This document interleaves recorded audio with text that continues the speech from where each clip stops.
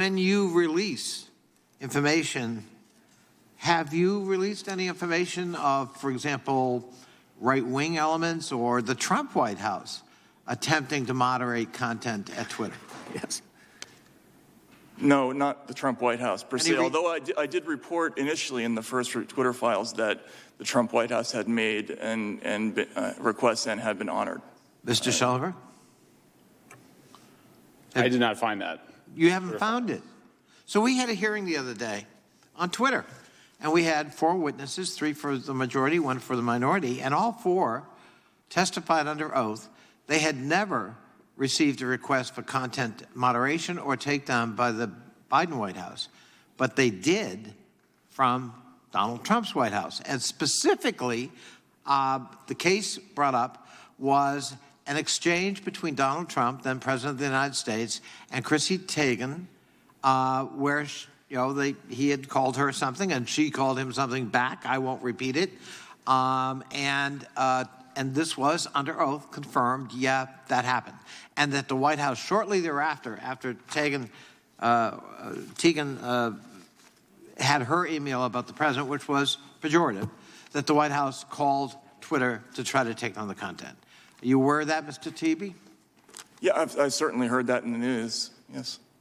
But did you see that email exchange? No, I have not seen an exchange from the Trump White House. So I have seen one from Congressman Schiff and one from Senator Angus King. Yeah, nice try.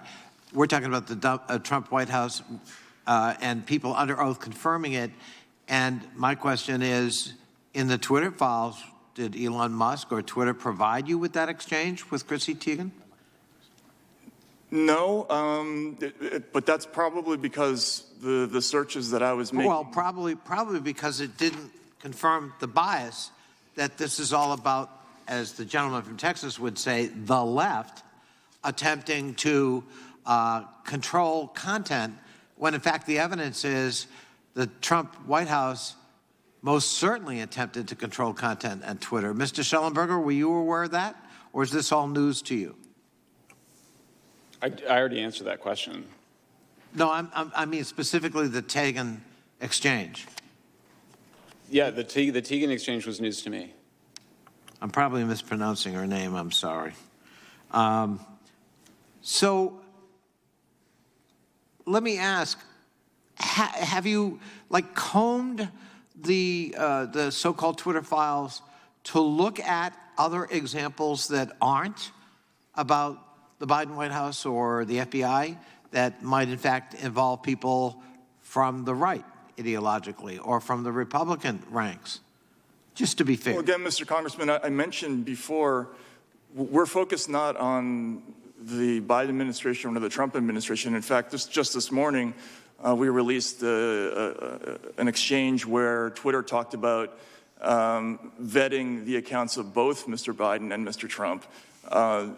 And really, we were looking at the intelligence agencies when we were doing this research. And as I mentioned before, their conclusions targeted people on both the left and the right globally, again, including the Yellow Vest movement in France, the pro-Maduro accounts in South America, and leftist news organizations in America like Truth Out and Consortium. Some of those people are my friends, actually.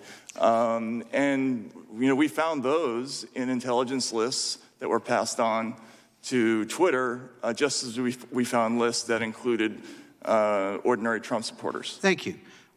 Reclaiming my time, I appreciate that, because in some ways what you just said undermines the premise of this select committee, which is that the federal government has been organized to weaponize against conservative voices. And of course, what you've just indicated in your testimony is, well, actually, that's not the evidence you found. No, I think this committee, my understanding is that they're concerned about the weaponization of the government against free speech, which is certainly what we're finding. Thank you. My time has expired, but I appreciate your understanding of our committee. I have a different understanding. I yield back. Well, you got the wrong understanding.